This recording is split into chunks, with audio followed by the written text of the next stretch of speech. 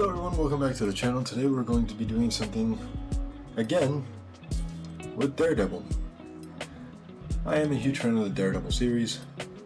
I'm a big fan of Daredevil period. And I was super excited when this Daredevil here came out. Even more so because I already gotten this Matt Murdock. So something I was very excited was doing the head swap, so I can have, for photos, an unmasked Daredevil. However, if anyone knows, while this head sculpt does fit on this Daredevil body, it doesn't sit quite right. I also want to apologize as well. My 3D printer is going. Video coming on what I'm printing soon. But it is loud, and it's just how it is. So for those who have these two figures, you already know that it just looks absolutely ridiculous. Super long neck. So I was even more excited when my wife got me a second Matt Murdock figure for Christmas. Now I did already do some customizations to that, so you won't see that on camera. I didn't record any of it. I was just doing it on my own time during the holidays. I wanted to spend a little time in my office. And so what I did was I took the second Matt Murdock figure and painted him up a little bloody using this reference image here. And I think it turned out pretty good, not gonna lie. But something else I did to this was I found out while fiddling around was that these glasses are just pegged into place. They're not glued on, which is super satisfying. It means you can take the glasses off so you can do the head swap without having to worry about the glasses. But in order to do so, to have it successfully on there, you need to remove quite a bit of the plastic inside the head sculpt. And I know seen a lot of people online that were scared to do this. But if you have a Dremel, you can carve away at the plastic inside, and you can see just how deep you need to go, because that gray square in there is the peg for the hair. You can see how much too I had to shave off the walls of the head sculpt. So you can see just how thin it became. And that's because you can Dremel down as far as you want, but when you slide this on the neck joint, the thickness of the neck here is going to make him bulge out at the cheeks. So it's going to make him look a little fatter as well. Robo did this, and he didn't, from what I understood, wasn't quite brave enough to get down as far as he needed to be, or to shave off some of the walls in order to do that, despite having, a lot of experience doing this. If I ruined the head sculpt, I ruined the head sculpt, and didn't care because I would have used the body for something else.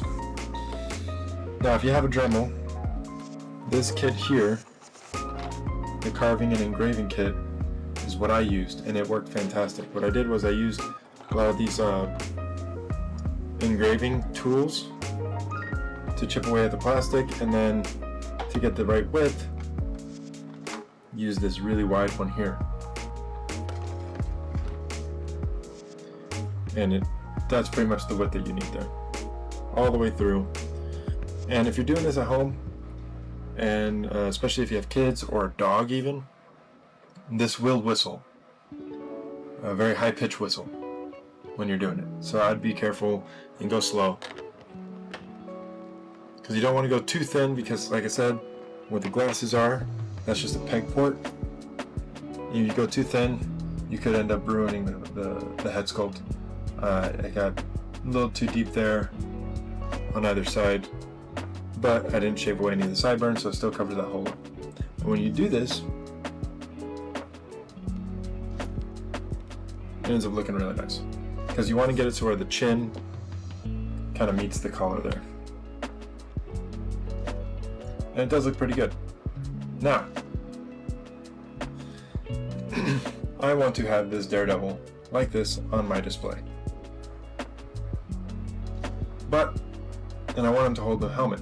And it would be easy enough to take this off. It is just a rubber overlay on top of the head sculpt. But I don't want to ruin my Daredevil figure. So, ran down to my not so local Walmart, got myself another Daredevil. And what we're going to do today is we're going to do some battle damage on this Daredevil and get that mask off to make our perfect, or my perfect, battle damaged Daredevil. A lot of people, what they're doing is they're getting another Daredevil to paint him with the black color scheme that you see in the new, that has been leaked from the new season. I don't want to do that. I figured Hasbro's going to release one anyway, and as easy as that would be to do, I would much rather have the battle damaged Daredevil. So we're going to open this guy up and get started on that custom. So first things first, we're going to go ahead and introduce the head into some hot water and use a flat tool like this flathead jeweler screwdriver to shove it up in there between the layers and pry away from that glue. Now you have to be careful because it is a soft rubber piece and you don't want to accidentally tear it because it is warm and malleable. And for those who are curious, this is what it looks like underneath the mask. It is just pure nightmare fuel. I do not like it. I do not like looking at it. I very quickly put it away. It was very disturbing for me to look like, and clearly he is very blind underneath. Now for the helmet, we're going to reintroduce it back into the hot water just so it returns to its shape. And using the engraving tools that I showed earlier, we're going to go ahead and mar up the figure a bit. Now, as is with everything, less is more. We don't want to go too heavy-handed on this. We don't want to go too deep. We don't want to do too many cuts. I don't want Daredevil to look like he was absolutely wrecked by Nobu. I just want him to look like he was in a fight with someone that actually held his own against Daredevil. So that's what we're doing here with these Dremel tools.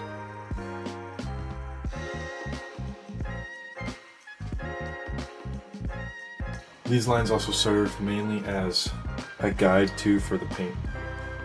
So you can see I did 2, 3 on the chest there. This is supposed to be like one continuous swipe of the sword. Maybe a knife right there and there. A little hack there at the arm. A little mark there on the shoulder. A couple on his back. And one there down on the thigh. And going against the rotation of the Dremel also creates the little frayed plastic, which I'm hoping will translate well as to sort of like frayed cloth. So let's get our paint together and go ahead and paint this guy up. Now let it be said too, I'm not going to do major weathering across the whole suit because while he does get dirty, his suit does maintain an air of cleanliness and the bright colors. Well, after I paint up the blood, we'll take a look. I might weather a couple spots here and there, but most of the time it's not like he's rolling around in the ground a lot anyway. So I'm just going to do some paint, and it is important to know when you paint blood specifically that blood stains more than overtakes. So with the head sculpt, I did a lot of bright red and also mixed in some brown there for the tops where the blood is thicker. But for the body here, for the suit, it's super bright on the shirt, but on the suit it looks more like the suit is just kind of wet. So that's the look you want to go for when you're painting blood. You want it to look wet, but also look like it was blood. So whatever you're painting it with, you just want to make it darker than the material that it is. So it's a red tone, but still look like it's just a darker version of the material. So for this, we're going to do a little bit of brown and red. I did end up going over a few times. I did my original mixture, realized it was way too close to the color of the suit. Went over it with the real red purely. Didn't like that again. Added a little bit more red into the mixture and settled with that. And afterwards, off camera, I did go ahead and go over all those cuts again with a semi-gloss by Tamiya. And then I also went ahead and decided that I was going to reuse that nightmare fuel, nightmare-inducing Daredevil unhelmeted head sculpt.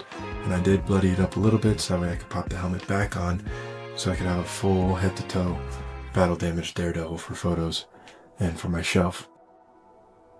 So, it's also very important to know that when you do the gloss, make sure you don't just do it on the cut, but you get a little bit around it as well, so the rest of the area looks a little wet.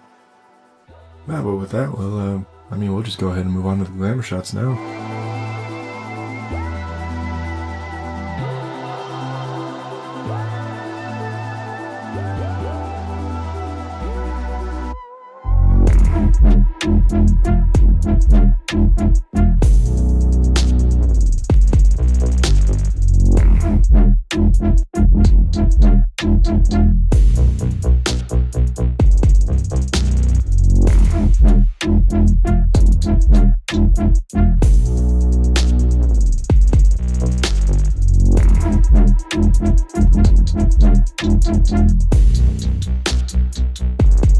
Thank you all so much for watching. I really enjoyed making this, and I haven't been able to put the figure down since filming.